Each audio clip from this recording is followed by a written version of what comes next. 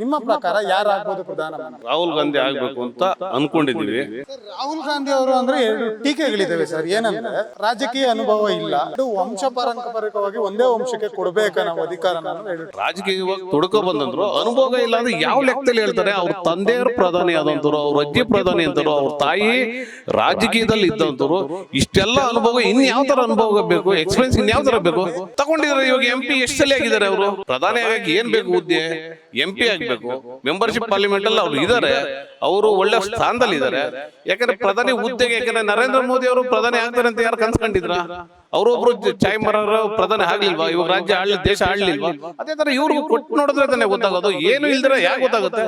ಮಲ್ಲಿಕಾರ್ಜುನ ಖರ್ಗೆ ಅವರ ಹೆಸರು ಬರ್ತಾ ಇದೆ ಇತ್ತೀಚಿನ ದಿನಗಳಲ್ಲಿ, ಏನ್ ಹೇಳ್ತೀರಿ? ದಲಿತ ನಾಯಕರು ಅನ್ನೋದಕ್ಕೋಸ್ಕರ ಒಂದು ಒಳ್ಳೆ ಸ್ಥಾನಮಾನ ಎರಡೂ ಕೊಟ್ಟಿದೆ ಅವ್ರಿಗೆ. ಮುಂದಿನ ದಿನಗಳಲ್ಲಿ ಅವರು ಪ್ರಧಾನಿ ಆದ್ರೂ ತೊಂದರೆ ಏನಿಲ್ಲ. ಯಾಕಂದ್ರೆ ಅವರು ರಾಜಕೀಯದಲ್ಲಿ ಹಿರಿಕರು.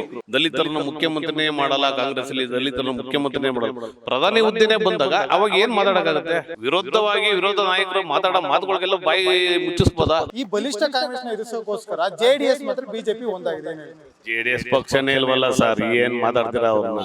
ಅವ್ರು ಇರೋದು ಪಾಪ ಯಾರು ಗೆದ್ದವ್ರ ಕಡೆ ಕಾಲಿಡಿಯಕ್ ಹೋಗ್ತಾರೆ. ಅಂತರ ಬಗ್ಗೆ ಮಾತಾಡಿ ಏನ್ ಪ್ರಯೋಜನ? ಸರ್ ನಮಸ್ತೆ. ಇನ್ನೇನು ಕೆಲವೇ ದಿನಗಳಲ್ಲಿ ಲೋಕಸಭಾ ಚುನಾವಣೆ ಬರ್ತಾ ಇದೆ. ಅದರ ಮುಖಾಂತರ ಪ್ರಧಾನಮಂತ್ರಿ ಆಯ್ಕೆ ಆಗಿದೆ ಸರ್. ನಿಮ್ಮ ಪ್ರಕಾರ ಯಾರಾಗ್ಬೋದು ಪ್ರಧಾನಮಂತ್ರಿ? ರಾಹುಲ್ ಗಾಂಧಿ ಆಗಬೇಕು ಅಂತ ಅಂದ್ಕೊಂಡಿದ್ದೀವಿ. ಯಾಕಂದರೆ ಮುಂದಿನ ಪೀಳಿಗೆಗೆ ಯುವ ಜನಾಂಗ ಬಂದರೆ ಒಳ್ಳೆಯದು. ಇವತ್ತು ಬರಲಿ, ಒಬ್ಬ ರಾಹುಲ್ ಗಾಂಧಿ ಬಂದರೆ ಅವರು ಸುಮಾರು ವರ್ಷದಿಂದ, ಯಾಕಂದರೆ ಅವರ ತಂದೆಯರು ಪ್ರಧಾನಿ ಆದಂಥವ್ರು, ಅವ್ರ ತಾಯಿ ಅಜ್ಜಿ ಪ್ರಧಾನಿ ಆದಂಥವ್ರು. ಮುಂದಕ್ಕೆ ಇವರು ಬಂದರೆ ಇಷ್ಟು ವರ್ಷ ಅವರು ನೋಡಿದ್ದಾರೆ ರಾಜಕೀಯ. ಮುಂದೆ ಪ್ರಧಾನಿ ಆದರೆ ಅವರು ಒಂದು ಒಳ್ಳೆಯ ಭವಿಷ್ಯ ರೂಪಿಸ್ಬೋದು, ಒಂದು ಭಾರತನ ಒಂದು ಉನ್ನತ ಮಟ್ಟಕ್ಕೆ ತೊಗೊಂಡೋಗ್ಬೋದು. ಪ್ರಧಾನಿಯವರು ಮಾಡಿದ್ದಾರೆ ಇವಾಗ ನರೇಂದ್ರ ಮೋದಿ ಅವರು, ಅದಕ್ಕಿಂತ ಉತ್ತಮವಾಗಿ ತಗೊಂಡೋಗ್ಬೋದು ಅಂತ ನಮ್ಮ ಅಭಿಪ್ರಾಯ. ಸರ್, ನೀವು ಯುವಶಕ್ತಿ ರಾಹುಲ್ ಗಾಂಧಿ ಅವರ ಆಯ್ಕೆ ಮಾಡಿದ್ರಿ, ಆದರೆ ಪ್ರಸ್ತುತವಾಗಿ ನರೇಂದ್ರ ಮೋದಿ ಅವರ ಆಡಳಿತ ಇದೆ. ಹೇಗಿದೆ ಸರ್ ಇವರ ಆಡಳಿತ ವೈಖರಿ? ಇವರ ಆಡಳಿತ ನೀವೇ ನೋಡಿದ್ದೀರಾ, ಎಲ್ಲ ಬೆಲೆ ಏರಿಕೆ ಜಾಸ್ತಿ ಆಗಿದೆ. ಕೆಲವೊಬ್ಬರು ಫಸ್ಟು ಅಂತಿದ್ರು ರಾಹುಲ್ ನಮ್ಮ ನರೇಂದ್ರ ಮೋದಿ ಮೇಲೆ ಸುಮಾರು ಜನ ಒಪಿನಿಯನ್ ತುಂಬ ಇಟ್ಕೊಂಡಿದ್ರು. ಅದು ಈ ಕೆಲವೊಂದು ಸಂದರ್ಭದಲ್ಲಿ ಹುಸಿಯಾಗಿದೆ. ಮುಂದಕ್ಕೆ ಯಾಕೆಂದರೆ ರಾಹುಲ್ ಗಾಂಧಿನೂ ಸುಮಾರು ಜನ ಬೈಗೆ ಪಡ್ತಾ ಇದ್ದಾರೆ. ರಾಹುಲ್ ಗಾಂಧಿ ಬಂದರೆ ಒಳ್ಳೇದು ಅಂತಿದ್ರೆ, ಮುಂದಿನಕ್ಕೆ ಕಾಂಗ್ರೆಸ್ ಬಂದರೆ ಒಳ್ಳೇದಾಗುತ್ತೆ ಅಂತ ಜನಗಳ ಅಭಿಪ್ರಾಯ.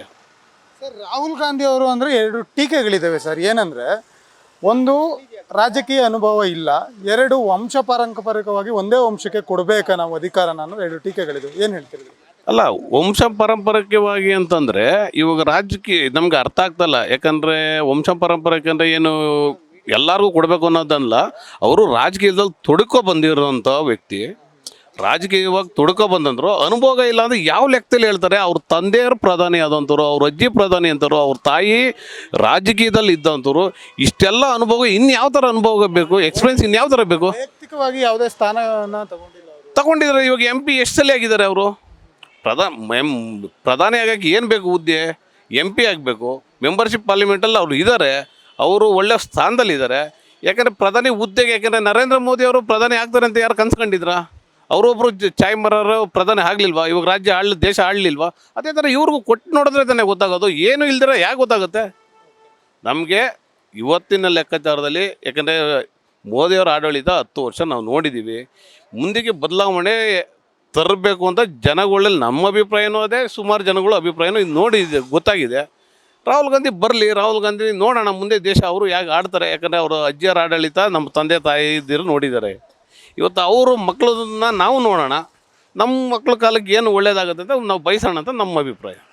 ಸರ್, ಹಾಗೇನೆ ಸರ್, ಅದೇ ರಾಹುಲ್ ಗಾಂಧಿ ಅವರ ಮುಖ್ಯಸ್ಥರಿರುವಂತಹ INDA-ನಲ್ಲಿ ಮಲ್ಲಿಕಾರ್ಜುನ ಖರ್ಗೆ ಅವರ ಹೆಸರು ಬರ್ತಾ ಇದೆ ಇತ್ತೀಚಿನ ದಿನಗಳಲ್ಲಿ.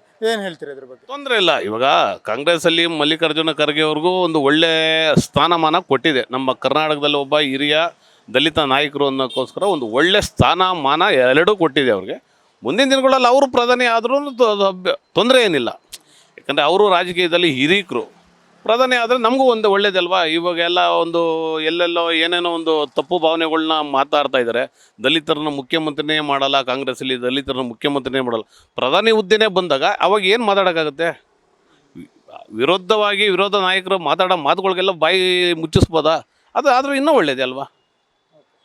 ಅದೇ ಸರ್, ಇನ್ನು ಕರ್ನಾಟಕ ರಾಜ್ಯಕ್ಕೆ ಬಂದರೆ ಸಿದ್ದರಾಮಯ್ಯ ಅವರ ಆಡಳಿತ ನಡೀತಾ ಇದೆ. ಹೇಗಿದೆ ಅವರ ಆಡಳಿತ ವೈಖರಿ? ಚೆನ್ನಾಗಿದೆ ಸರ್. ಸಿದ್ದರಾಮಯ್ಯ ರಾಜಕೀಯದ ಅನುಭವ ಯಾರೂ ಹೇಳಂಗೆ ಇಲ್ಲ.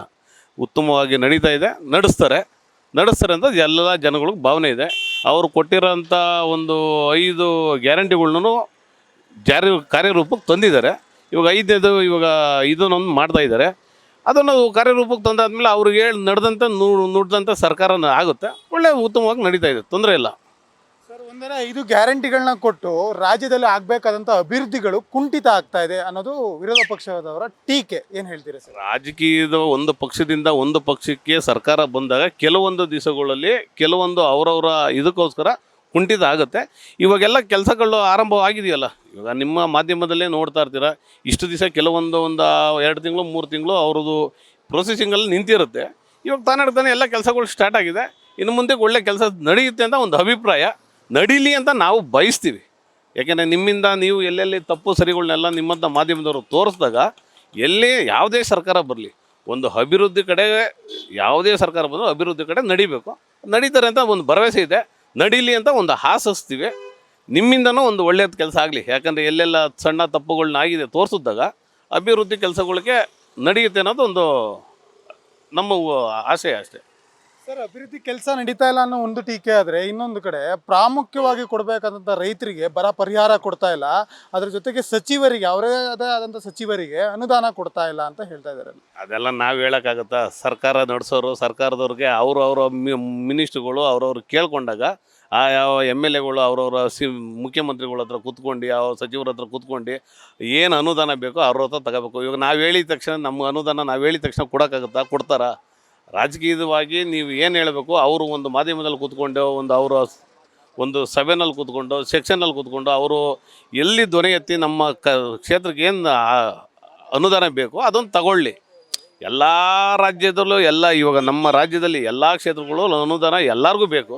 ಆ ಥರ ಒಬ್ಬ CM ಹತ್ರ ಕೂತ್ಕೊಂಡು, ಹಣಕಾಸು ಸಚಿವರ ಹತ್ರ ಕೂತ್ಕೊಂಡು ತಮಗೆ ಏನೇನು ನಮ್ಮ ಕ್ಷೇತ್ರದಲ್ಲಿ ಅಭಿವೃದ್ಧಿ ಕಾರ್ಯಕ್ಕೆ ಬೇಕು, ಯಾವ ಥರ ಬೇಕೋ ಆ ಥರ ಒಂದು ದುರುಪಯೋಗ ಆಗ್ದಂಗೆ ತಗೊಂಡು ಕೆಲಸ ಅಭಿವೃದ್ಧಿ ಆದರೆ ಎಲ್ಲರಿಗೂ ಒಳ್ಳೆಯದೇ ಅಲ್ವಾ ಸರ್? ಸರ್, ಹಾಗೇನೆ ಒಂದು ಕಡೆ ಗ್ಯಾರಂಟಿ ಯೋಜನೆಗಳನ್ನು ಕೊಟ್ಟು ಕಾಂಗ್ರೆಸ್ ಬಲಿಷ್ಠವಾಗಿದೆ. ಈ ಬಲಿಷ್ಠ ಕಾಂಗ್ರೆಸ್ನ ಎದುರಿಸೋಕ್ಕೋಸ್ಕರ JDS ಮಾತ್ರ BJP ಒಂದಾಗಿದೆ. ಏನು ಹೇಳ್ತೀರಿ? JDS ಪಕ್ಷನೇ ಇಲ್ವಲ್ಲ ಸರ್, ಏನು ಮಾತಾಡ್ತೀರಾ ಅವ್ರನ್ನ? ಅವ್ರು ಇರೋದು ಪಾಪ ಯಾರು ಗೆದ್ದವ್ರ ಕಡೆ ಕಾಲು ಹಿಡಿಯೋಕೆ ಹೋಗ್ತಾರೆ. ಅಂಥವ್ರ ಬಗ್ಗೆ ಮಾತಾಡಿ ಏನು ಪ್ರಯೋಜನ? ಸಂತೋಷ, ಅವರು ಚೆನ್ನಾಗಿರಲಿ. ಅವರು NDA ಕಡೆ ಹೋಗಿ ಅವ್ರ ಪಕ್ಷನ ಬಲಿ ಪಡಿಸ್ಕೊಳಕ್ಕೆ ಹೋಗ್ತವ್ರೆ. ಬಲಿ ಪಡಿಸ್ಕೋತಾರೋ ಇಲ್ಲ ಬಲಿ ಕೊಡ್ಕೋತಾರೋ ನಮ್ಗೆ ಗೊತ್ತಿಲ್ಲ. ನೋಡೋಣ ಬಿಡಿ ಮುಂದೆ.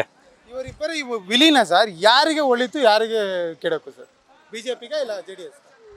ಸರ್, BJP ಪ್ಲಸ್ ಆಗ್ಬೋದು, JDS ಪ್ಲಸ್ ಆಗೋಕ್ಕೆ ಚಾನ್ಸೇ ಇಲ್ಲ. ಅವರು ಯಾಕಂದರೆ ಯಾವ ಲೆಕ್ಕದಲ್ಲಿ, ಯಾಕಂದರೆ ಹೋದ್ಸಲಿ ನೀವು ನೋಡಿದ್ರಿ, ಒಂದೇ ಒಂದು ಪಕ್ಷ ಇವ್ರು ಬಂದಿದ್ದರು ಹಾಸನದಲ್ಲಿ, ಒಂದೇ ಒಂದು ಪಕ್ಷ ಪ್ರಜ್ವಲ್ ರೇವಣ್ಣವ್ರು ಬಂದಿದ್ದರು. ಈ ಸಲ ಅವ್ರಿಗೆ ಆ ಸೀಟಲ್ಲಿ ಹಾಸನದಲ್ಲಿ ಒಂದು ತೊಗೊಂಡ್ರೆ ಅವ್ರದ್ದು ಒಂದೇ ಸೀಟ್ ತೊಗೊಳಕ್ಕಾಗೋದು. ಬೇರೆ ಎಲ್ಲೋ ಕುಮಾರಸ್ವಾಮಿ ನಿಂತರೂ ಕಷ್ಟ ಆಗುತ್ತೆ. ಯಾಕಂದರೆ ಇವತ್ತು ಈ ಗ್ಯಾರಂಟಿಗಳು ಮುಖಾಂತರ ಒಂದು, ಕಾಂಗ್ರೆಸ್ ಇರೋ ಪವರಲ್ಲಿ 2, ಅದರಲ್ಲಿ ನನ್ನ ಲೆಕ್ಕದಲ್ಲಿ JDS ವಿಲೀನ ಆಗದಿರೋ ಇದ್ದಿದ್ರೆ ಒಳ್ಳೇದಾಗ್ತಿತ್ತು. ಯಾಕೆಂದರೆ ಕುಮಾರಸ್ವಾಮಿಗೆ ಒಂದು ಅಭಿಪ್ರಾಯ, ಜನಗಳು ಒಳ್ಳೆ ಅಭಿಪ್ರಾಯ ಇಟ್ಕೊಂಡಿದ್ರು, ಆ ಅಭಿಪ್ರಾಯನ ಕಳ್ಕೊಂಡಿದ್ದಾರೆ ಅಷ್ಟೇ. ಇವಾಗ ಸರ್, ನಿಮ್ಮದೇ ಆಯ್ಕೆ ರಾಹುಲ್ ಗಾಂಧಿ ಆಗಿರ್ಬೋದು ಅಥವಾ ಇನ್ನಿತರ ಯಾವುದೇ ವ್ಯಕ್ತಿ ಪ್ರಧಾನಮಂತ್ರಿ ಆಗಿ ಬಂದರೆ ಏನನ್ನು ಅಪೇಕ್ಷಿಸ್ತೀರಾ? ಒಬ್ಬ ಮತದಾರರಾಗಿ ಏನನ್ನು ಆಕಾಂಕ್ಷೆ ಪಡ್ತೀರಾ ಸರ್? ಯಾವ ಅಭಿವೃದ್ಧಿ ಆಗಬೇಕು ಅಂತ? ಸರ್, ದೇಶ ಒಂದು ಉನ್ನತ ಸ್ಥಾನಕ್ಕೆ ಹೋಗ್ಬೇಕು, ಉನ್ನತ ಮಟ್ಟಕ್ಕೆ ಹೋಗ್ಬೇಕು ಅಂತ ಎಲ್ಲರೂ ಬಯಸ್ತಾರೆ ಸರ್. ಯಾಕಂದರೆ ಇವತ್ತು ಆಗ್ತಾ ಇರೋದು ನಿರುದ್ಯೋಗ ಸಮಸ್ಯೆ, ಇದು ಒಂದು ಏರುಪೇರುದೆಲ್ಲ ನಿವಾರಣೆ ಆಗಿ ಒಂದು ದೇಶ ಒಂದು ಬಲಿಷ್ಠವಾಗಿ ನಿಂತ್ಕೊಂಡ್ರೆ ಸಾಕು. ಇನ್ನೇನು ಬೇಕಾಗುತ್ತೆ? ನಾವು ದುಡಿಲೇಬೇಕು, ನಾವು ತಿನ್ನಲೇಬೇಕು. ಒಂದು ದೇಶನ ಒಂದು ಉತ್ತಮ ಸ್ಥಾನಕ್ಕೆ ತಗೊಂಡೋಗಿ ನಿಲ್ಲಿಸಿದ್ರೆ ಯಾವುದೇ ಪ್ರಧಾನಮಂತ್ರಿ ಆದರೂ ಸಂತೋಷ ಸರ್.